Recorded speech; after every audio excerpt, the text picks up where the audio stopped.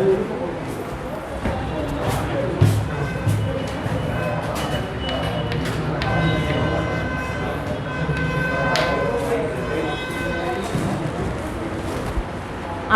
Sound topic आणि thermal properties of matter हे दोन टॉपिक बाकी आहेत अजून. त्यातला थर्मल प्रॉपर्टीज हा आधी आहे, हा शेवटचा टॉपिक आहे.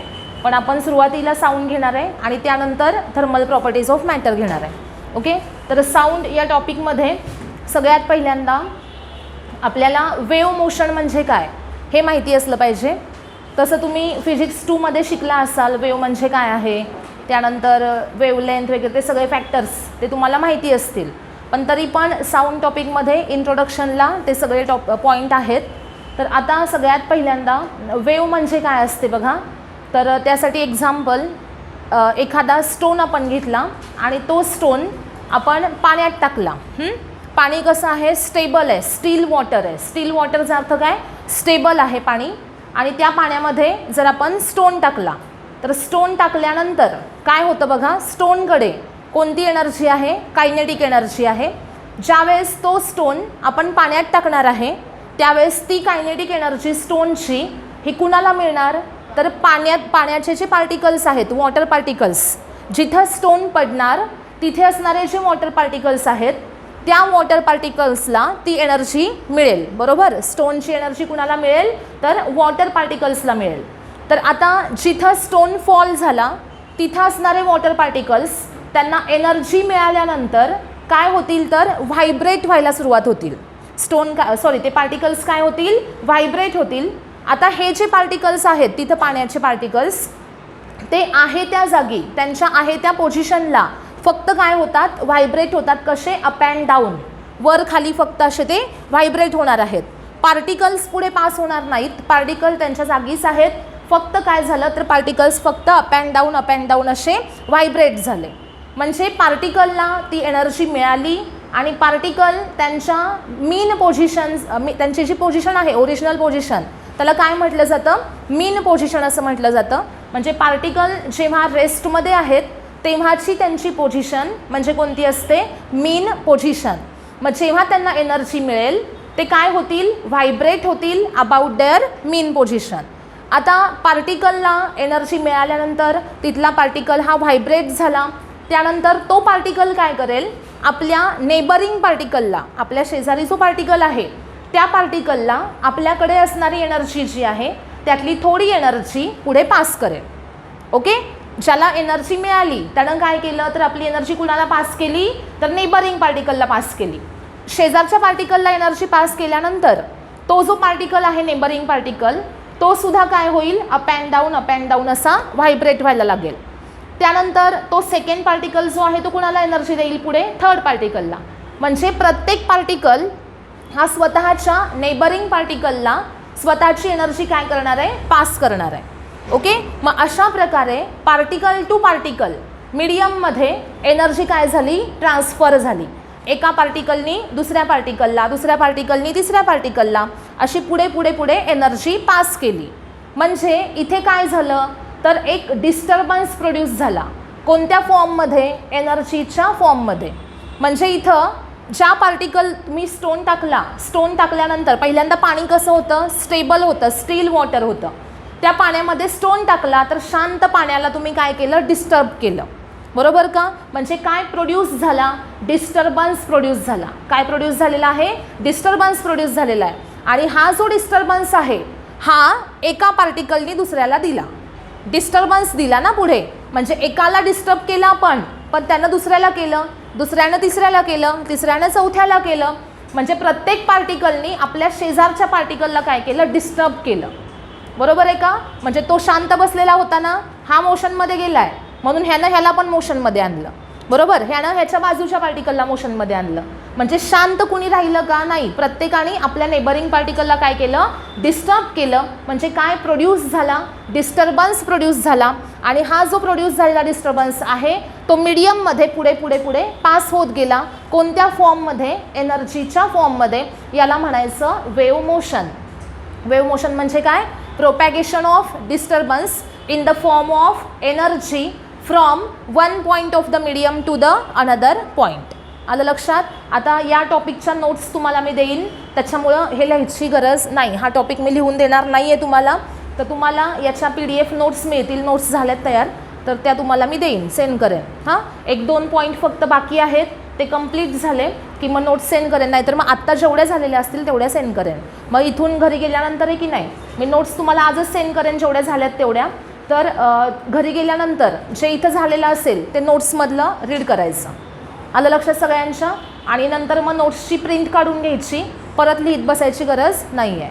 आलं लक्षात सगळ्यांच्या? कारण लिहून देण्यात मग थोडा वेळ जातो, मग त्यापेक्षा आपण नोट्स सेंड केला तर तुमचा फायदा होईल. हां, तेवढा टाईम वाचेल, सिलेबस कंप्लीट होईल पटकन. बघा काय काय सांगितलं मी. वेव्ह मोशन म्हणजे काय? What is wave motion?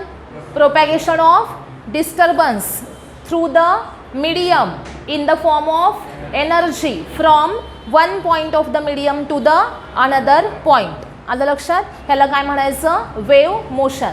बघा आत्ता आपण काय बघितलं? वेव्ह मोशन म्हणजे काय. ओके, वेव्ह मोशनची डेफिनेशन काय आहे सांगा आता. प्रोपॅगेशन ऑफ डिस्टर्बन्स पुढे through the medium in the form of energy from one point of medium to another point. कळालं? This is called as the wave motion. Okay, आता wave motion कळालं. वेव्हचे types माहिती आहेत ना सगळ्यांना? वेव्हचे कोणते 2 टाईप असतात? पहिला मेकॅनिकल वेव्हज आणि नॉन मेकॅनिकल वेव्हज. वेव्हचे 2 टाईप कोणते असतात?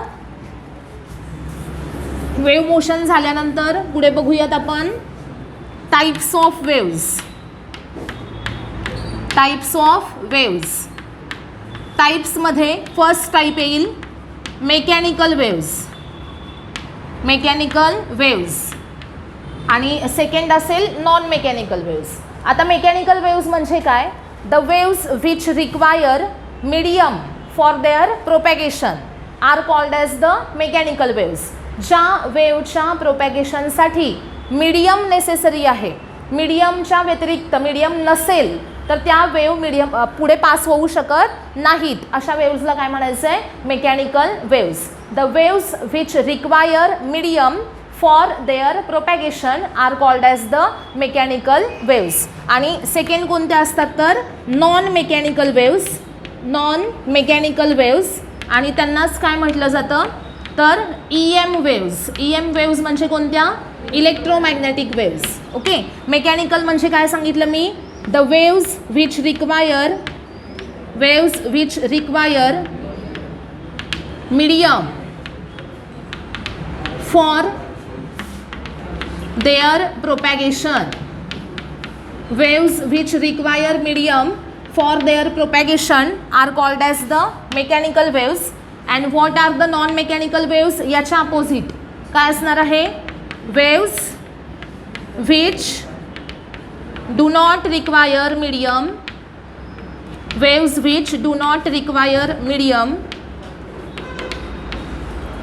for their propagation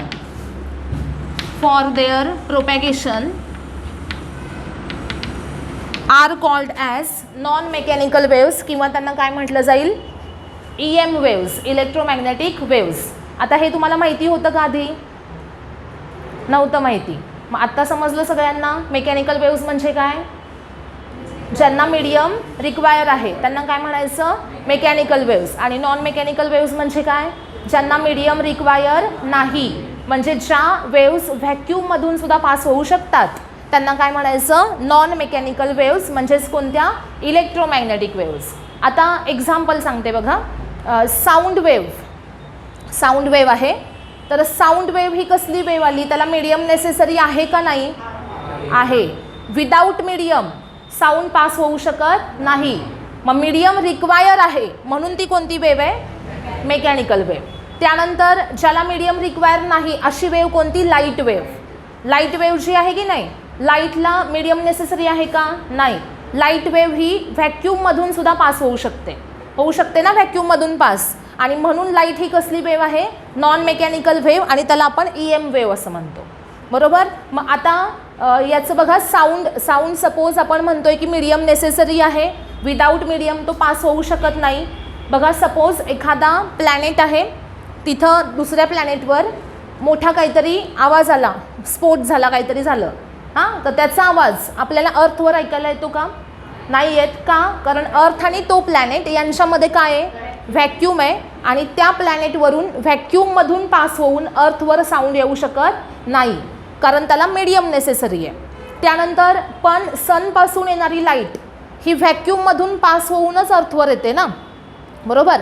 सनपासून लाईट जेव्हा अर्थवर येते तेव्हा मध्ये काय आहे? सगळं व्हॅक्यूम आहे, पण तरी पण त्याच्यातून पास होऊन लाईट अर्थवर येते, आणि म्हणून लाईट वेव्ह ही कसली आहे? Non mechanical waves. आलं लक्षात? आता तुम्हाला म्हटलं वॉटर वेव्ह कसली वेव्ह आहे सांगा बरं. पाण्यामध्ये ज्या वेव्ह प्रोड्यूस होतात वॉटर वेव्हज, त्या कसल्या वेव्हज आहेत? मेकॅनिकल वेव्हज, कारण त्यांचं मीडियम कोणतं आहे? वॉटर हे मीडियम आहे. त्यानंतर एखादी स्ट्रिंग घेतली आपण, दोरी घेतली एखादी, आणि ती 2 वॉल्समध्ये कनेक्ट केली, आणि त्या स्ट्रिंगला प्लग केलं, त्याच्यावर वेव्ह प्रोड्यूस झाली. ही कसली वेव्ह आहे? मेकॅनिकल वेव्ह आहे, कारण याचं मीडियम कोण आहे? ती स्ट्रिंग आहे. बरोबर का? म्हणजे ज्या वेव्हज या मीडियममधून पास होतात, म्हणजे ज्यांना मीडियम नेसेसरी आहे त्यांना मेकॅनिकल म्हणायचं. एक्झाम्पल सांगितले, water wave, sound wave, waves on the string, हे सगळे एक्झाम्पल कुणाचे? मेकॅनिकल वेव्हजचे. त्यानंतर नॉन मेकॅनिकल वेव्हज म्हणजे the waves which do not require medium for their propagation are called as non mechanical waves. याचं example light wave. आलं सगळ्यांच्या लक्षात? हे समजलं ना? वेव्ह मोशन म्हणजे काय आणि वेव्हचे 2 टाईप्स कोणते. त्यानंतर नेक्स्ट पॉईंट बघूयात.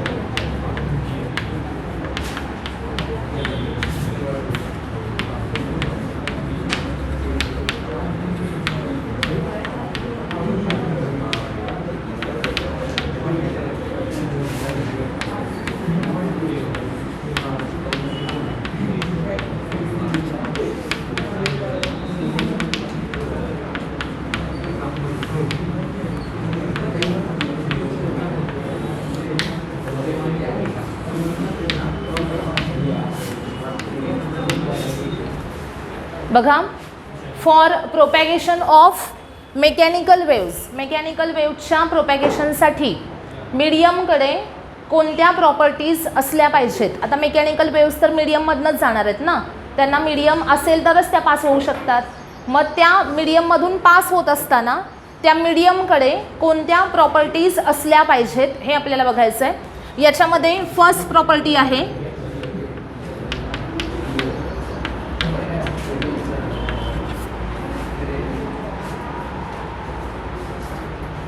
काय? का जागा बदलली?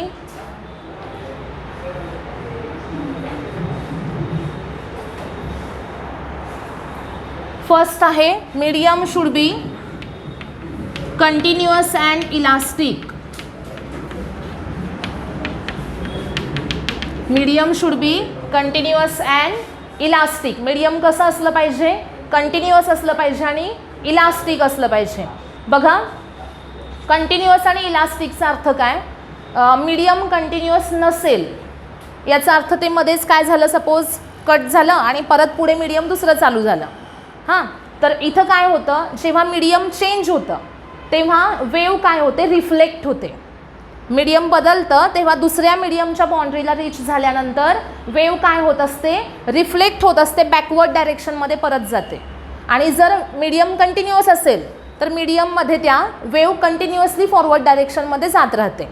बरोबर का? म्हणजे सपोज इकडनं वेव्ह पास होती आत्ता आणि समोर वॉल आहे, तर त्या वॉलला धडकल्यानंतर वेव्ह काय होणार आहे? तर रिफ्लेक्ट होणार आहे. कारण इथं मीडियम कोणतं आहे? रेअरर मीडियम आहे. आणि ती वॉल म्हणजे कोणतं मीडियम आहे? डेन्सर मीडियम आहे. म्हणजे दुसऱ्या मीडियमच्या बाउंड्रीला रीच झाल्यानंतर वेव्ह ही अपोजिट डायरेक्शनमध्ये ट्रॅव्हल होते आणि त्याला आपण काय म्हणतो? Reflection of wave. मग रिफ्लेक्ट होऊ नये ती मीडियममध्ये व्यवस्थित प्रोपॅगेट व्हावी यासाठी मीडियम कसं असलं पाहिजे, कंटिन्युअस. ओके, त्यानंतर ते कसं असलं पाहिजे, इलास्टिक. इलास्टिकचा अर्थ काय बघा, ज्यावेळेस एखादी वेव्ह ही मीडियममधनं पास होते, म्हणजे सपोज ट्रान्सवर्स वेव्ह आहे, ट्रान्सवर्स वेव्ह मीडियममधनं पास होत असताना मीडियमच्या शेपमध्ये काय होतो, चेंज होतो. कशामध्ये चेंज होतो, शेपमध्ये चेंज होतो. म्हणजे आता आपल्याला ते दिसत नाही आहे, शेपमध्ये चेंज होतोय ते. म्हणजे आता सपोज लॉन्जिट्यूडनल वेव्ह म्हणजे साऊंड वेव्ह आहे, साऊंड वेव्ह मी बोलते आहे, साऊंड वेव्ह आहे प्रोड्यूस झालेली. साऊंड ही कोणती वेव्ह आहे, लॉन्जिट्यूडनल वेव्ह आहे, ट्रान्सवर्स नाही. कसली वेव्ह आहे, लॉन्जिट्यूडनल वेव्ह आहे. आता ज्यावेळेस मी बोलते आहे तर लॉन्जिट्यूडनल वेव्ह मीडियममध्ये पास होती आहे आणि त्याच्यामुळं हे मीडियममध्ये जे पार्टिकल्स आहेत, एअर पार्टिकल्स, त्यांच्या पोझिशन्समध्ये काहीतरी चेंज होतो आहे, बरोबर का. मग आता त्यांच्या पोझिशन्समध्ये चेंज झाला की काय होणार आहे, तर या मीडियमचं व्हॉल्यूम वगैरे चेंज होणार आहे. ओके, आता सपोज या ठिकाणी ट्रान्सवर्स वेव्ह मीडियममधनं पास झाली असती, ट्रान्सवर्स वेव्ह, तर जेव्हा मीडियममध्ये ट्रान्सवर्स वेव्ह एंटर करते तेव्हा त्या वेव्हमुळे मीडियमचा शेप बदलतो. काय बदलतो, शेप बदलतो. मग आता ट्रान्सवर्स वेव्ह पास होती आहे मीडियममधनं, मीडियमचा शेप बदलला आणि वेव्ह पास होऊन गेल्यानंतर परत तो तसाच राहिला पाहिजे का, चेंज झालेला शेप आहे तो परत ओरिजिनल जसा होता तसा झाला पाहिजेत ना. येतं लक्षात. म्हणजे ट्रान्सवर्स वेव्ह पास होत असताना मीडियमच्या शेपमध्ये चेंज झाला आणि वेव्ह पास होऊन गेल्यानंतर तो चेंज तसाच राहिला तर चालेल का, नाही. मीडियम परत पहिल्यासारखं झालं पाहिजे. ओके, म्हणजे जो चेंज झालेला शेप आहे तो जाऊन ओरिजिनल शेप जो आहे तो परत रिगेन झाला पाहिजे. ओके, ही जी प्रॉपर्टी आहे ह्याला आपण काय म्हणणार, इलास्टिसिटी. माहिती आहे ना सगळ्यांना आता. इलास्टिसिटी म्हणजे काय, तर डायमेन्शन्समध्ये चेंज होतो फोर्स अप्लाय झाल्यानंतर आणि फोर्स रिमूव्ह केल्यानंतर ओरिजिनल डायमेन्शन्स परत मिळतात, याला आपण काय म्हणतो, इलास्टिसिटी म्हणतो. मग आता मीडियम इलास्टिक पाहिजे, याचा अर्थ काय की वेव्ह पास होत असताना मीडियमचे डायमेन्शन्स बदलतील, वेव्ह पास होऊन गेल्यानंतर मीडियम परत ओरिजिनल डायमेन्शन्स रिगेन करेल, याला काय म्हणायचं, इलास्टिक मीडियम. आलं लक्षात सगळ्यांच्या. बघा फर्स्ट प्रॉपर्टी काय सांगितलेली आहे, मीडियम कसं पाहिजे, कंटिन्युअस, आणि कसं पाहिजे, इलास्टिक. आता मीडियम जर इलास्टिक नसेल तर काय होणार सांगा मला, डायमेन्शन्समध्ये चेंज झाला पण ओरिजिनल डायमेन्शन्स रिगेन झाले नाहीत, मग तो चेंज जो आहे तो तसाच राहिला मीडियममध्ये, बरोबर. म्हणजे कसलं डिफॉर्मेशन झालं, प्लास्टिक डिफॉर्मेशन झालं, चालेल का, नाही.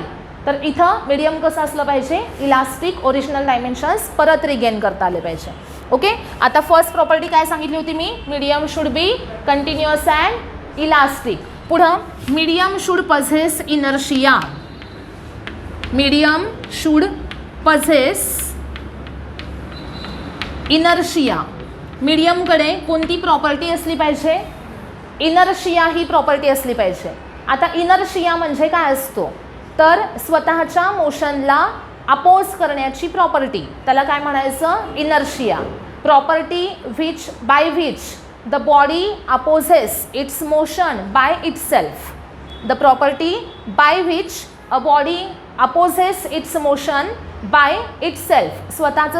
स्वतःच्या मोशनला केलेला अपोज म्हणजे काय असतो, इनर्शिया असतो. आता बघा सपोज इथं हे ठेवलं आहे, हां, आता हे मी जोपर्यंत उचलत नाही आहे हां तोपर्यंत इथंच राहणार ना, इथंच राहणार आहे, बरोबर. आता मी याला उचलायला गेले तर ही बॉडी जी आहे ही काय करेल, स्वतःच्या मोशनला अपोज करेल आणि त्या अपोजिट डायरेक्शनमध्ये काय अप्लाय करावं लागेल, मला फोर्स अप्लाय करावं लागेल, बरोबर. आता सपोज एखादं 2 kgचं काहीतरी वेट आहे, 2 kgचं वेट आहे, तर ते 2 kgचं वेट उचलायचं आहे मला, तर आपल्याला काय करावं लागेल, तर त्याच्या वेट एवढं जे फोर्स आहे ते आपल्याला लावावं लागेल, बरोबर. म्हणजे ते 2 kgचं वेट काय करेल, त्याचं वेट जेवढं आहे, त्याचं मास जेवढं आहे तेवढा अपोज करेल. म्हणजे एखादी बॉडी ही किती अपोज करू शकते मोशनला, तर स्वतःच्या मास एवढा अपोज करू शकते, बरोबर. आता 2 kgच्या ऐवजी मी इथं 200 kg घेतलं, 200 kg. ओके, तर 2 kg आणि 200 kg यातल्या कुणाला आपल्याला जास्त फोर्स लावावं लागेल, उचलायचं आहे, कुणाला जास्त फोर्स लावावं लागेल, 200 kgला. याचा अर्थ काय, तर 200 kgच्या ऑब्जेक्टनं अपोज किती केला मोशनला? स्वतःच्या मास एवढा, म्हणजे 200 kg एवढा अपोज केला. येतं लक्षात? म्हणजे आपल्याला तेवढं फोर्स लावावं लागलं. म्हणजे जेवढं इनर्शिया जास्त आहे, याचा अर्थ इनर्शिया जास्त आहे म्हणजे त्या बॉडीचं मास जास्त आहे. म्हणजे इनर्शिया ही जी प्रॉपर्टी आहे ही कशाचं मेजरमेंट आहे? तर मासचं मेजरमेंट आहे. Inertia is the measurement of mass of the body which indicates the oppose to the motion by the body. समजलं सगळ्यांना इनर्शिया म्हणजे काय असतं? मग आता मीडियम शुड पझेस इनर्शिया. मीडियमकडे कोणती प्रॉपर्टी पाहिजे? इनर्शिया ही प्रॉपर्टी पाहिजे. आता ही प्रॉपर्टी इथे कशी आहे बघा. मीडियममधून जेव्हा वेव पास होते तर मीडियमनी काय केलं पाहिजे? तर एनर्जी स्टोअर करून ठेवली पाहिजे. एनर्जी स्टोअर केली पाहिजे आणि पुढे फर्दर मोशनसाठी ती पार्टिकल्सला सप्लाय केली पाहिजे. म्हणजे एनर्जी लॉस नाही झाला पाहिजे. एनर्जी काय करून ठेवायची? स्टोअर करून ठेवायची आणि पुढच्या पार्टिकल्सला ती काय करायची आहे? मीडियममध्ये पास करायची आहे. ही जी प्रॉपर्टी आहे याला सुद्धा तुम्ही काय म्हणणार? इनर्शिया. कुणाकडे आहे हा? मीडियमकडे. ओके. मग मीडियमकडून जर एनर्जी लॉस झाली तर वेव काय होऊन जाईल? डिस्ट्रॉय होऊन जाईल ना. येतं लक्षात? म्हणजे मीडियमनी एनर्जी स्टोअर करून ठेवली पाहिजे आणि पार्टिकलला पुढे दिली पाहिजे. आलं लक्षात? याला म्हणायचं मीडियमकडे काय पाहिजे? इनर्शिया पाहिजे. आलं लक्षात सगळ्यांच्या? पहिली प्रॉपर्टी काय सांगा? Medium should be continuous and elastic. Second property medium should possess inertia, that is it should store energy and transfer it. Okay. Next बघा. Resistance offered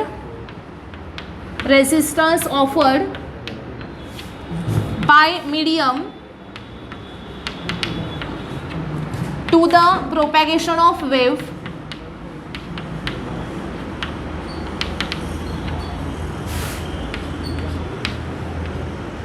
must be negligible. बघा. Resistance offered by the medium to the propagation of wave must be negligible. कुणी offer केला resistance? मीडियमनी. कुणाला oppose केला? वेवच्या प्रोपॅगेशनला. मीडियमनी वेवच्या प्रोपॅगेशनला resistance जो offer केलेला आहे तो कसा असला पाहिजे? निग्लिजिबल. रेझिस्टन्सचा अर्थ काय? अपोज ना. रेझिस्टन्स म्हणजे काय? अपोज. कुणी केला अपोज? मीडियमनी. कोणाला? वेवच्या प्रोपॅगेशनला. तो कसा असला पाहिजे? निग्लिजिबल. म्हणजे वेव जेव्हा मीडियममधनं पास होतीये आणि मीडियम त्या वेवच्या मोशनला जर अपोज करते तर वेव पास होऊ शकेल का पुढे? नाही. मग वेव पास होण्यासाठी त्या मीडियमनी केलेला अपोज हा कमी असला पाहिजे. बरोबर का? जर अपोज नाही केला तर ती पास होऊ शकणार आहे. मीडियमनी अपोज केला तर वेव जाऊ शकेल का? नाही जाऊ शकणार. म्हणजे वेवला मीडियमनी जो अपोज केला तो निग्लिजिबल असायला पाहिजे. So resistance offered by medium to the propagation of wave must be negligible. समजलं? सांगा 3 प्रॉपर्टीज कोणत्या? First, medium should be continuous and elastic. Second, medium should possess inertia. आणि third, resistance offered by medium to the propagation of wave must be negligible. सगळ्यांना समजलं हे? बघा आत्तापर्यंत काय काय बघितलं आपण? व्हॉट इज वेव मोशन, त्यानंतर types of waves, 2 type, mechanical आणि नॉन मेकॅनिकल वेव, आणि थर्ड कोणतं बघितलं? Properties required for medium for the propagation of wave. Okay.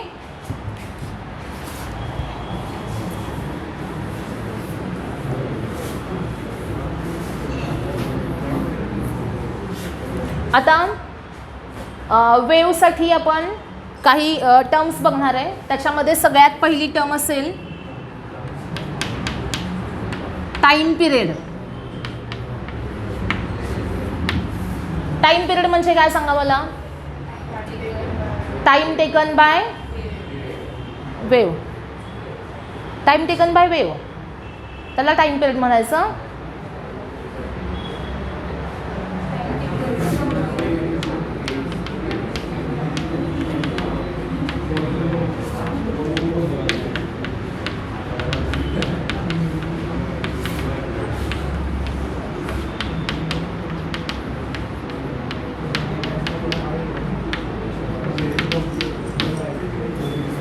एक व्हायब्रेशन कंप्लीट करण्यासाठी पार्टिकलला जो टाईम लागेल त्या टाईमला काय म्हणायचं आहे, time period. Time taken by particle to complete one vibration. एक व्हायब्रेशन म्हणजेच काय तर एक ऑसिलेशन. बघा, एक व्हायब्रेशन म्हणजेच काय असतं, एक ऑसिलेशन असतं. ऑसिलेशन आणि व्हायब्रेशन हे दोन्ही सेम आहेत. तर आता एक व्हायब्रेशन कंप्लीट करायचं म्हणजे काय, बघा सपोज पेंडुलम आहे, सिंपल पेंडुलम. त्याला आपण असं डिस्प्लेस केलं इकडे आणि सोडून दिलं तर पेंडुलम असा व्हायब्रेट होतो, ऑसिलेट होतो, बरोबर का. मग इथून तो इकडे गेला आणि रिटर्न परत आहे त्या जागी आला. रिटर्न परत ओरिजिनल जागी आला की तिथे एक ऑसिलेशन कंप्लीट झालं, म्हणजे एक व्हायब्रेशन कंप्लीट झालं.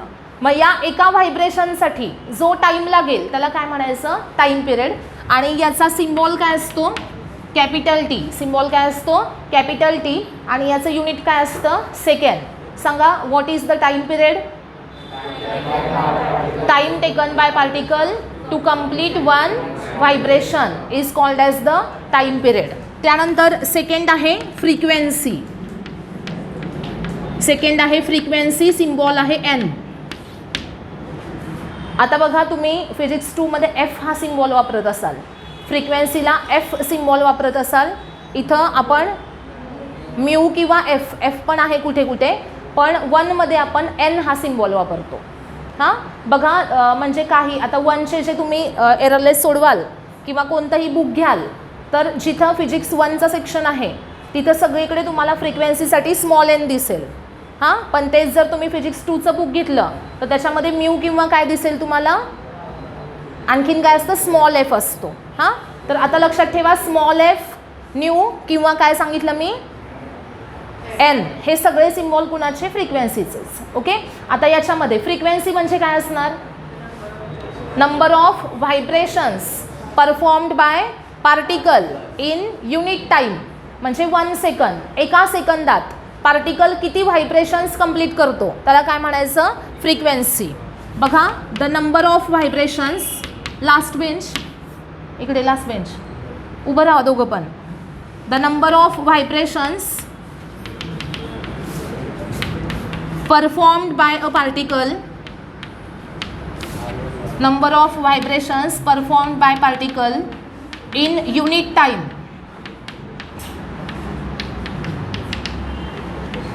Unit time म्हणजे किती, 1 second is called as the frequency.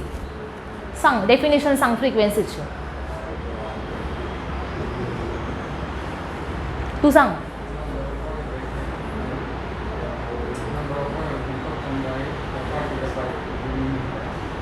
दोघं जण पुढे या, इथं बसायला, पहिल्या बेंचवर या.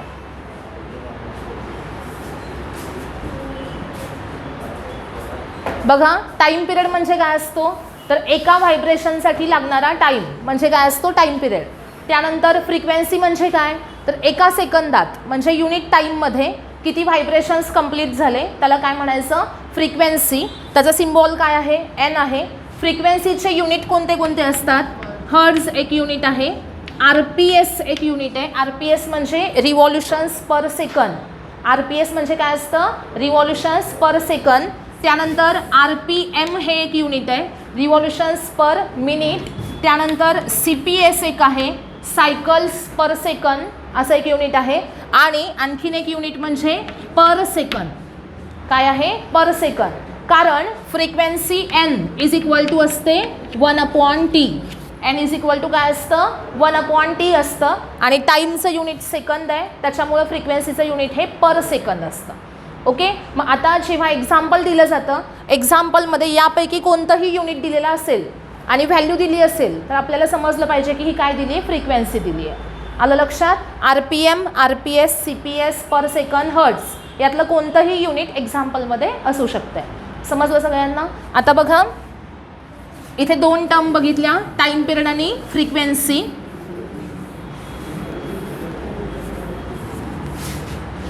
थर्ड टर्म असेल वेवलेंथ. वेवलेंथ म्हणजे काय सांगा बरं, what is mean by wavelength, distance between. आता तुम्ही क्रेस्ट आणि ट्रफ मधलं जे डिस्टन्स सांगताय ते फक्त आणि फक्त लाईट वेव्हसाठी म्हणजे ट्रान्सवर्स वेव्हसाठी येतं. ट्रान्सवर्स वेव्हसाठी डेफिनिशन काय येते की दोन क्रेस्ट किंवा दोन ट्रफ यांच्यातलं डिस्टन्स म्हणजे वेवलेंथ असते. पण लॉन्जिट्यूडनल वेव्ह जर असेल तर त्याच्यामध्ये दोन कॉम्प्रेशन्समधलं डिस्टन्स किंवा दोन रेअर फॅक्शन्समधलं डिस्टन्स म्हणजे असते वेवलेंथ. ओके, मग आत्ता इथे आपण असं स्पेसिफाय करत नाही आहे ना की कोणती वेव्ह आहे. ओके, तर इन जनरल कोणत्याही वेव्हसाठी वेवलेंथ म्हणजे काय असते. आता क्रेस्ट मधलं डिस्टन्स घेतोय कारण ते दोन्ही क्रेस्ट हे सेम फेजमध्ये असतात, दोन्ही ट्रफ हे सेम फेजमध्ये असतात आणि म्हणून त्यांच्यातलं डिस्टन्स आपण वेवलेंथ घेतो. बरोबर. मग इथं डेफिनिशन काय येणार, distance between two successive particles of the medium which are in the same phase. कोणतेही दोन पार्टिकल्स असू देत जे सेम फेजमध्ये आहेत त्यांच्यातलं डिस्टन्स म्हणजे काय असणार आहे, वेवलेंथ असणार आहे. कळालं. म्हणजे जनरल डेफिनिशन आपल्याला माहिती पाहिजेत की distance between two successive particles of medium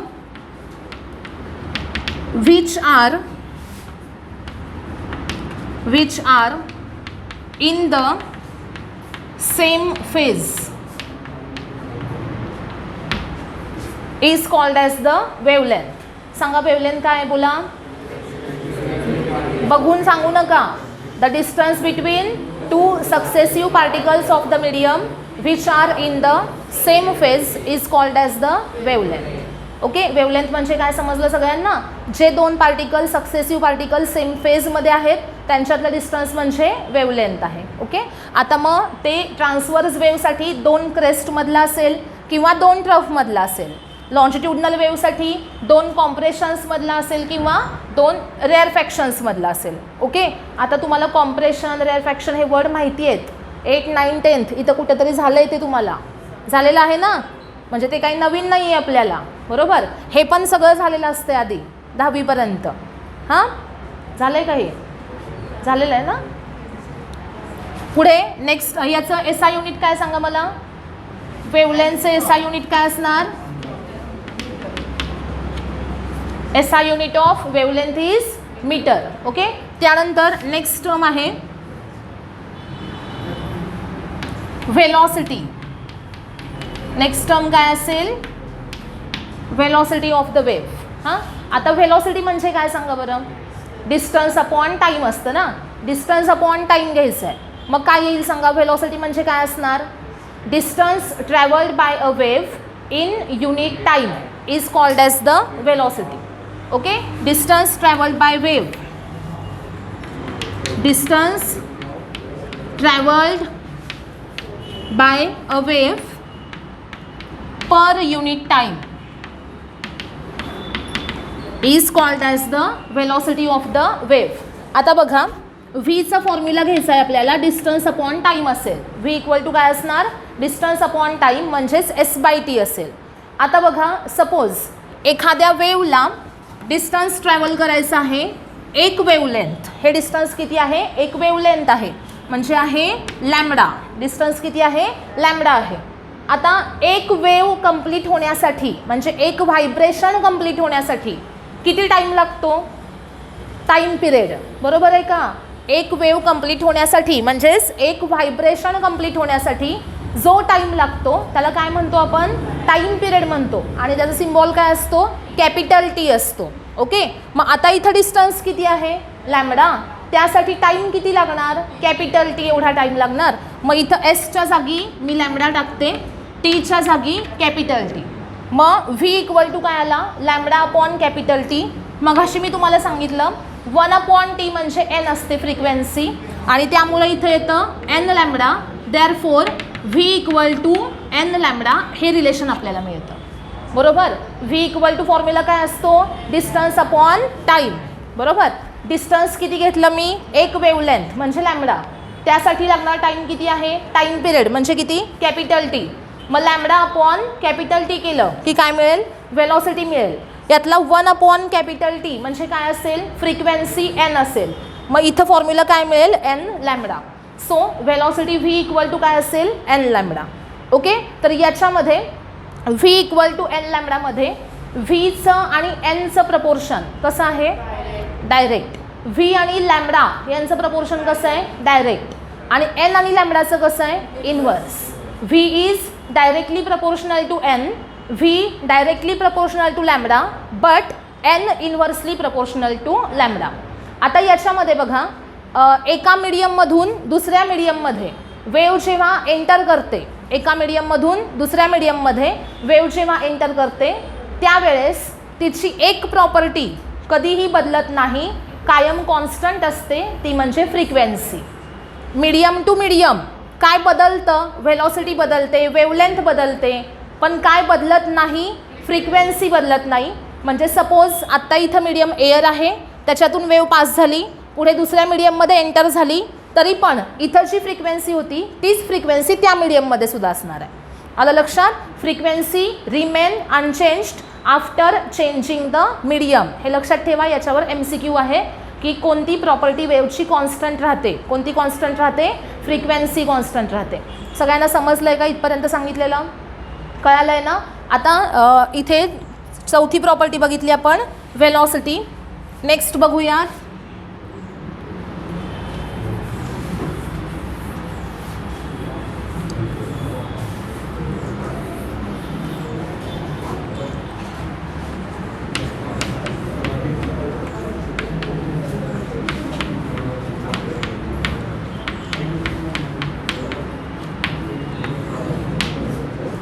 next property आहे डबल पिरियॉडिसिटी.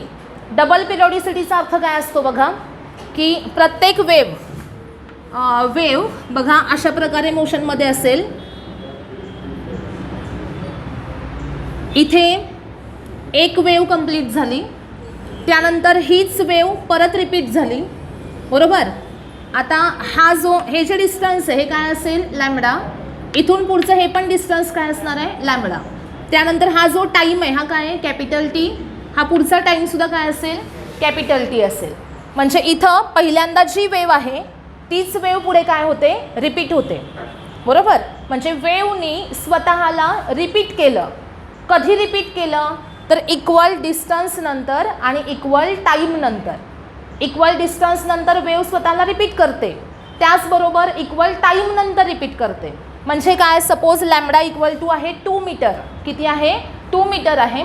तर 2 मीटर डिस्टन्स ट्रॅव्हल झालं आणि वेवनी स्वतःला रिपीट केलं. परत हे 2 मीटर डिस्टन्स ट्रॅव्हल झालं की परत वेव रिपीट होणार आहे. म्हणजे after each 2 metre wave repeat itself, बरोबर. म्हणजे इक्वल डिस्टन्स नंतर वेव स्वतःला काय करते? रिपीट करते. त्यानंतर सपोज हा टाईम पिरियड असेल 2 सेकंद. किती असेल? 2 सेकंद असेल. तर इथून इथं पोहोचण्यासाठी 2 सेकंद लागले. 2 सेकंदानंतर वेव परत रिपीट झाली, बरोबर. हा टाईम परत किती झाला आता? 2 सेकंद. परत या 2 सेकंदानंतर परत वेवनी स्वतःला रिपीट केलं. म्हणजे after equal time wave repeat itself. After equal distance wave repeat itself. मग आता जर वेव इक्वल टाईम नंतर स्वतःला रिपीट करत असेल तर ती आहे पिरियॉडिक इन टाईम. पिरियॉडिकचा अर्थ काय? इक्वल टाईम नंतर रिपीट होत आहे, त्याला काय म्हणायचं? Periodic. Okay, periodic in time. आता इक्वल डिस्टन्स नंतर रिपीट होती आहे म्हणून ती कशी आहे? Periodic in space. बघा ह्या ज्या वेव्ज असतात ह्या कशा आहेत? Periodic in time. आणि कशी आहे तर? Periodic in space. Periodic in time आणि periodic in space. Periodic in टाईमचा अर्थ काय? Repeat after equal time. Periodic in स्पेसचा अर्थ काय? Repeat after equal distance. Okay. हां, आता 2 वेळा पिरियॉडिक झाली ना याचा अर्थ. पिरियॉडिक इन टाईम आणि पिरियॉडिक इन स्पेस 2 ह्याच्यामध्ये ती पिरियॉडिक आहे आणि म्हणून त्याला काय म्हणायचं? Double periodicity. Okay. Wave repeat itself after equal distance, so it is periodic in space. Wave repeat itself after equal time, so it is periodic in time. As it is periodic in time as well as in periodic in space, it possess double periodicity. आलं लक्षात सगळ्यांच्या? समजलंय का double पिरियॉडिसिटी म्हणजे काय? Next बघायचं आहे phase difference.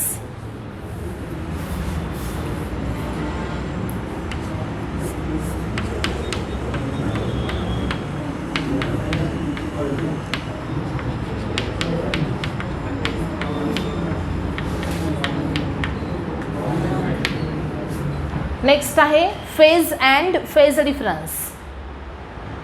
काय बघा आता फेज म्हणजे काय तुम्हाला माहिती आहे ना.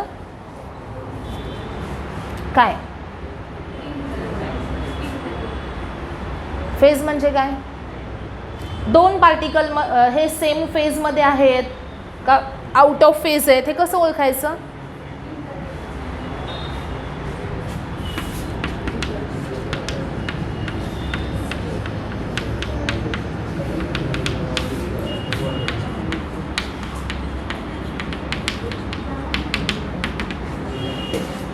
State of oscillation of a particle is called as the phase.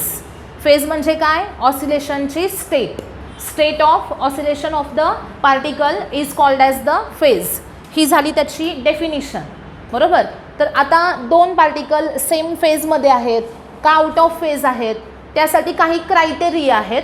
बघा दोन पार्टिकल हे सेम फेजमध्ये आहेत की नाही हे ओळखण्यासाठी पहिला फॅक्टर असा आहे की त्या दोन पार्टिकलची तुम्हाला डिस्प्लेसमेंट चेक करावी लागेल.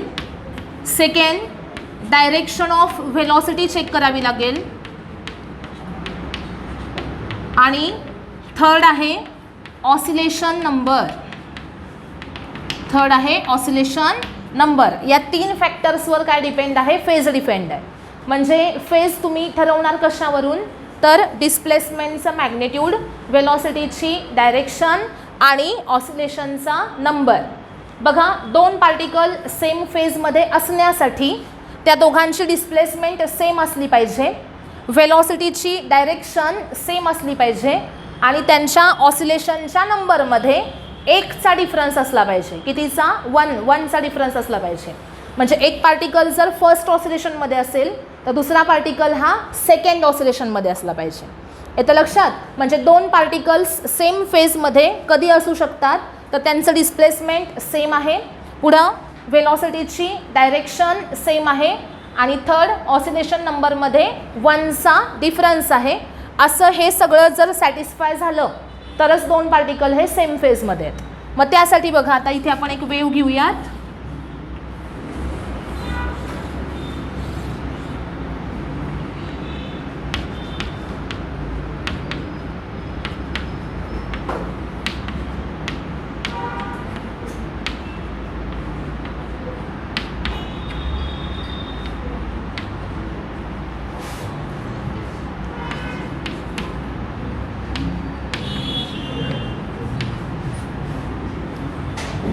आता बघा इथे सपोज आपल्याला चेक करायचं आहे की ए आणि ई हे सेम फेजमध्ये आहेत का.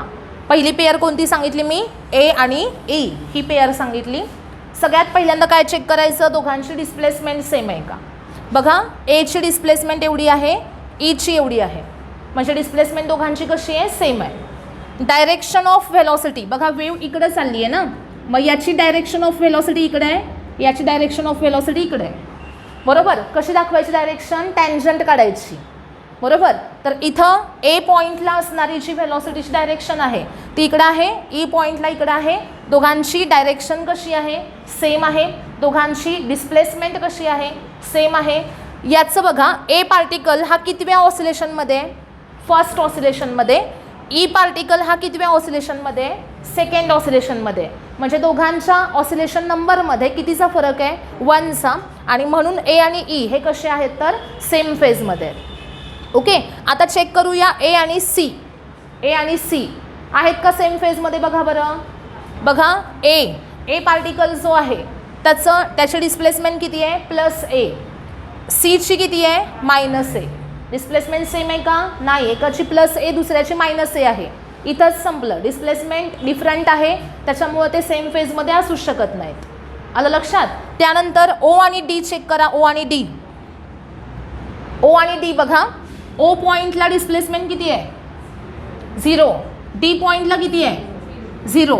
ओ पॉईंटला इकडे डायरेक्शन आहे व्हेलॉसिटीची आणि डी पॉईंटला इकडे आहे. डायरेक्शन कशी आहे दोघांची सेम आहे. डिस्प्लेसमेंट सेम आहे आणि याचा ऑसिलेशन नंबर 1 आहे, याचा ऑसिलेशन नंबर 2 आहे. म्हणजे हे दोन्ही कशामध्ये आले सेम फेजमध्ये आले. ओके. त्यानंतर हे दोन पार्टिकल चेक करा डी आणि जी. डी आणि जी आहेत का सेम फेजमध्ये? नाही. त्यांचं काय सेम आहे? डिस्प्लेसमेंट सेम आहे, पण व्हेलॉसिटीची डायरेक्शन एकाची वर आहे एकाची खाली आहे. कशा आहेत मग? डायरेक्शन्स वेगळ्या आहेत आणि ऑसिलेशन नंबर सेम आहे. एकच ऑसिलेशन नंबर सेम असेल म्हणजे एकाच ऑसिलेशनमध्ये दोन पार्टिकल्स कधीही सेम फेजमध्ये असू शकत नाहीत. येतं लक्षात? म्हणजे ऑसिलेशन नंबरमध्ये कितीचा फरक पाहिजे? एकचा. समजलं? मग आता ह्यातल्या पेअर सांगायच्या मला सेम फेजमध्ये कोण कोण आहे. ए सोबत कोण? ई. ओ सोबत डी. बी सोबत F. C H. I L. त्यानंतर जी सोबत. समजलं सगळ्यांना? म्हणजे सेम फेजमध्ये आहेत की नाही हे ओळखायचं कसं? काय काय सेम पाहिजे? डिस्प्लेसमेंट सेम, त्यानंतर डायरेक्शन ऑफ वेलॉसिटी सेम आणि ऑसिलेशन नंबर डिफर बाय 1. हे सगळं सॅटिस्फाय झालं तरच पार्टिकल हे सेम फेजमध्ये आहेत. ओके. आता सपोज इथं मी पॉईंट इथून मोशन स्टार्ट झालं आहे तर इथं फेज घेतली 0. किती घेतली? 0. तर इथं जेव्हा एक ऑसिलेशन कंप्लीट होतं तेव्हा ही फेज किती असते? 2 पाय रेडियन असते. एक ऑसिलेशन कंप्लीट झालं बरोबर, म्हणजे एक सर्कल कंप्लीट झाल्यासारखं आहे. एक सर्कल कंप्लीट झालं किती अँगल कवर होतो? 360 डिग्री, म्हणजेच किती? 2 पाय रेडियन. मग तसंच एक ऑसिलेशन कंप्लीट झाल्यानंतर किती अँगल कवर होतो? 2 पाय रेडियन. म्हणजे हे एक ऑसिलेशन कंप्लीट झालं, इथं अँगल किती कवर झाला? 2 पाय रेडियन एवढा अँगल कवर झाला. मला सांगा इथं फेज किती आहे मग? 0. इथं फेज किती आहे? 2 पाय बरोबर. म्हणजे हे दोन पॉईंट जे आहेत यांच्यामध्ये फेज डिफरन्स कितीचा आहे? याची 0 आहे, याची 2 पाय आहे बरोबर. फेज डिफरन्स कितीचा आला? 2 पाय रेडियनचा आला. आता जर मी यांच्यातलं, आता हे सेम फेजमध्ये पण आहेत ना, ओ आणि डी हे सेम फेजमध्ये आहेत आणि त्यांच्यातला फेज डिफरन्स हा 2 पाय रेडियन आहे आणि त्यांच्यातलं डिस्टन्स घेतलं तर मला काय मिळेल? वेवलेंथ मिळेल बरोबर का. वेवलेंथची डेफिनेशन काय असते? Distance between 2 successive particles in the same phase. मग यातले सेम फेजमधले कोणतेही 2-2 पार्टिकल घ्या, त्यांच्यातला डिस्टन्स म्हणजे वेवलेंथ. आलं लक्षात? म्हणजे इथं ओ आणि डी यांच्यातलं डिस्टन्स म्हणजे काय आहे? वेवलेंथ आहे. त्यानंतर ए आणि ई यांच्यातलं डिस्टन्ससुद्धा वेवलेंथ आहे. त्यानंतर सी आणि एच यांच्यातलं डिस्टन्ससुद्धा वेवलेंथ आहे. आलं लक्षात? मग आता बघा, आता मी काय सांगितलं की याची फेज 0 आहे, याची किती आहे? 2 पाय रेडियन आहे. फेज डिफरन्स कितीचा आला? 2 पाय रेडियनचा आला. याचा अर्थ बघा, नीट लक्षात ठेवा, जे दोन पार्टिकल सेम फेजमध्ये असतात त्यांच्यामध्ये फेज डिफरन्स हा 2 पाय रेडियनचा असतो. लक्षात ठेवा, जे दोन पार्टिकल सेम फेजमध्ये आहेत त्यांच्यातला फेज डिफरन्स हा कितीचा आहे? 2 पाय रेडियनचा आहे. ओके. मग आता वेवलेंथला आपण असं पण डिफाईन करू शकतो, distance between 2 successive particles of the medium which are in the same phase or differ by phase of 2 pi radian. ज्या दोन पार्टिकलची फेज सेम आहे किंवा ज्या दोन पार्टिकल्समधला फेज डिफरन्स हा 2 पाय रेडियन आहे त्यांच्यातलं डिस्टन्स म्हणजे वेवलेंथ आहे. समजलं सगळ्यांना? कन्सेप्ट नीट समजला का? दोन पार्टिकल सेम फेजमध्ये आहेत याचा अर्थ फेज डिफरन्स किती आहे? 2 पाय रेडियन आहे. ओके. आता बघा, इथं फेज आहे 0, इथं किती आहे? 2 पाय. मग इथं किती आली रे? किती आली? पाय आली ना, हाफ आली म्हणजे पाय आली. इथं किती असणार? Pi by 2. बघा, 0 पाय बाय 2 पाय 3 पाय बाय 2 2 पाय. आता इथं 2 पाय प्लस पाय बाय 2 करा, इथं येईल 2 पाय प्लस पाय बाय 2 किती येणार? 5 pi by 2. 5 pi by 2 plus pi by 2 किती येणार? 5 pi by 2 plus pi by 2 5 pi by 2 plus pi by 2